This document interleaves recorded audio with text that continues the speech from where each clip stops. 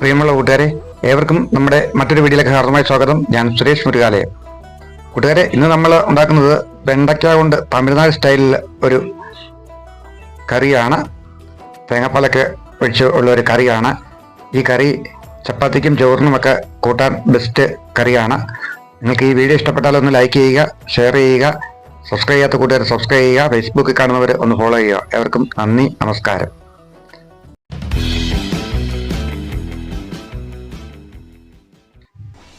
കൂട്ടുകാരെ, ആദ്യമായിട്ട് നമ്മൾ ഒരു വലിയ ഉള്ളി എടുത്തിട്ടുണ്ട്. അത് നമ്മളൊന്ന് കട്ട് ചെയ്യുകയാണ്.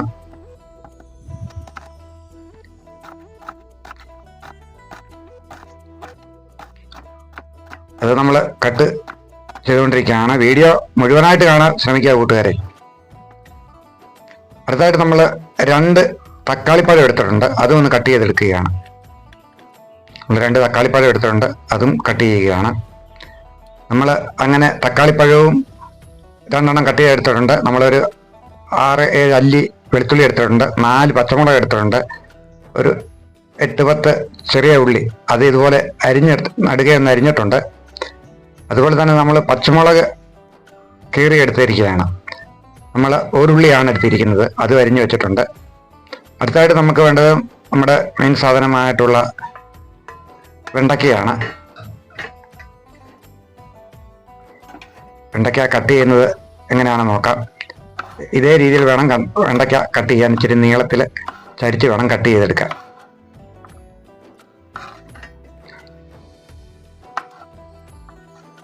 നമ്മൾ അങ്ങനെ വെണ്ടയ്ക്ക എല്ലാം കട്ട് ചെയ്തെടുത്തിട്ടുണ്ട് ഇതേ രീതിയിൽ. അടുത്തായിട്ട് നമ്മൾ അടുപ്പ് കത്തിച്ച് അതിലേക്ക് ഒരു ചട്ടി വെച്ച് കൊടുത്തിട്ടുണ്ട്. അതിലേക്ക് നമ്മൾ ആവശ്യത്തിന് എണ്ണ ഒഴിച്ചു കൊടുക്കുകയാണ്. നിങ്ങൾ ഉപയോഗിക്കുന്ന ഏത് എണ്ണ വേണമെങ്കിലും ഉപയോഗിക്കാം. നമ്മളിവിടെ പാം ഓയിലാണ് ഉപയോഗിച്ചിരിക്കുന്നത്.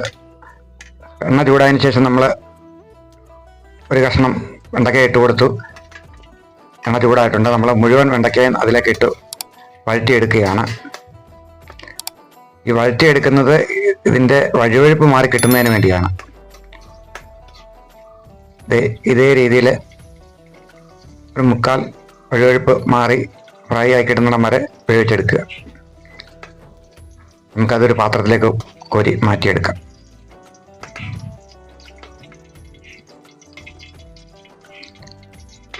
കൂട്ടുകാരെ, ലൈക്ക് ചെയ്യാൻ മറക്കരുത്. അതിനുശേഷം നമ്മൾ ആ എണ്ണയിലേക്ക് തന്നെ നമ്മൾ വലിയ ഉള്ളിയും ചെറിയ ഉള്ളിയും പച്ചമുളക് ഇട്ടിട്ടുണ്ട്. അതിലേക്ക് ഒരു 1/2 സ്പൂൺ ഉപ്പ് പെട്ടെന്ന് ഇത് വാടിക്കിട്ടാൻ വേണ്ടി വഴറ്റിയെടുക്കാൻ വേണ്ടി ഇടുകയാണ്. കൂട്ടുകാരെ, നമ്മൾ ഇതിലേക്ക് 2 കാര്യം മറന്നുപോയി. ഇതിലേക്ക് നമ്മൾ 1/2 സ്പൂണ് ജീരകവും 1/2 സ്പൂണ് ഉലുവയും ഇട്ടിട്ടുണ്ട്. അതിനുശേഷം നമ്മൾ തക്കാളി ഇട്ട് കൊടുക്കുകയാണ്. അരിഞ്ഞു വെച്ച തക്കാളിപ്പഴം ഇട്ട് കൊടുക്കുകയാണ്. അതും നല്ലതുപോലെ ഒന്ന് ഇളക്കി ഒഴിപ്പിച്ച് വഴറ്റിയെടുക്കുക.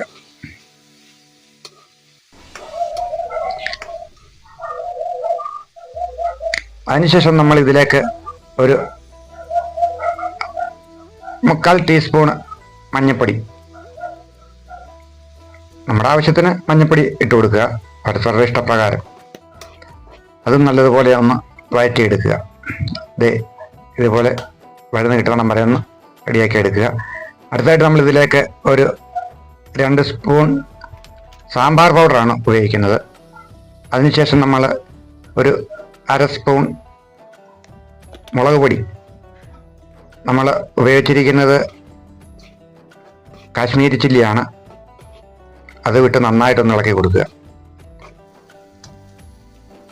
ശേഷം നമ്മൾ ആവശ്യത്തിന് വെള്ളം ഒഴിച്ചു കൊടുക്കുകയാണ്. ആ ചട്ടിയിലേക്ക് തന്നെ ആവശ്യത്തിന് നമ്മൾ വെള്ളം ഒഴിച്ചു കൊടുക്കുകയാണ്.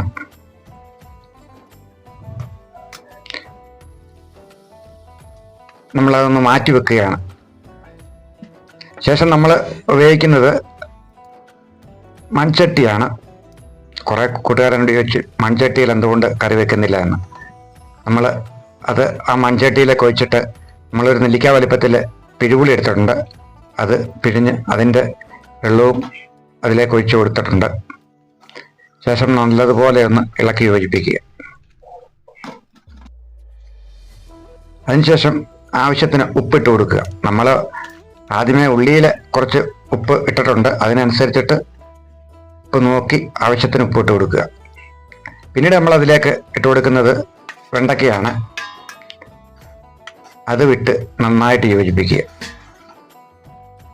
നല്ലതുപോലെ ഒന്ന് ഇളക്കി യോജിപ്പിച്ച് ഉപ്പൊക്കെ കൃത്യമാണോ എന്ന് ഒന്നുകൂടി നോക്കാം. ഉപ്പൊക്കെ കൃത്യമാണ്.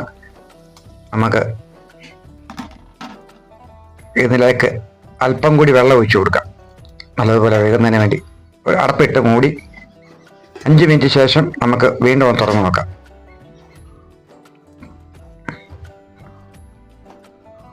എല്ലാം ഒന്ന് ഉടച്ചു കൊടുക്കുക. തക്കാളിപ്പഴമൊക്കെ ഒന്ന് ഉടച്ച് സത്തിറങ്ങാൻ വേണ്ടി ഒന്ന് വയ്ക്കുക.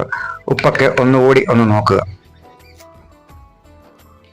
അല്പം കറിവേപ്പില നമ്മൾ ഇട്ട് കൊടുത്തിട്ടുണ്ട്.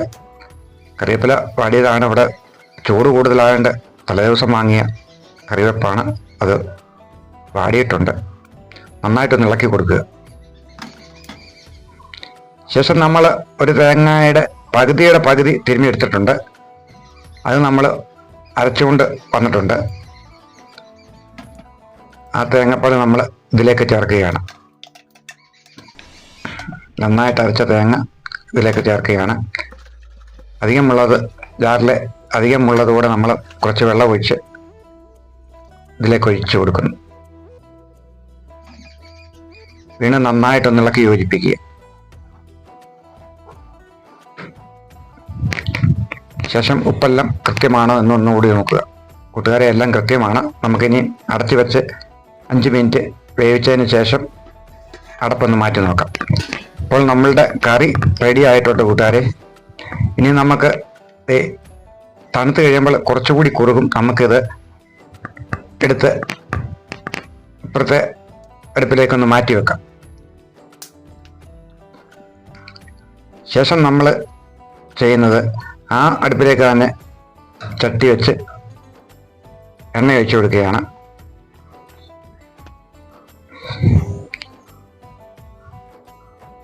നമ്മുടെ ആവശ്യത്തിന് 1 സ്പൂണോ 2 സ്പൂണോ എണ്ണ ഒഴിക്കുക. അതിലേക്ക് നമ്മൾ അല്പം കടുക് ഇട്ട് കൊടുക്കുന്നു.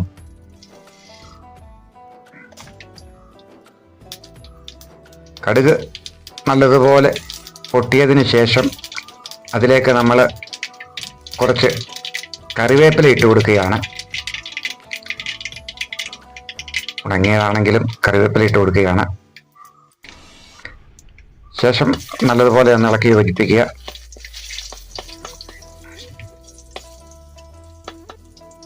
പിന്നീട് നമ്മൾ ചെയ്തത്, നമ്മൾ വാങ്ങി വെച്ചിരുന്ന കറി മൺചട്ടിയിൽ നിന്നും കടുക് വറുത്ത എണ്ണയിലേക്ക് ഒഴിക്കുകയാണ്.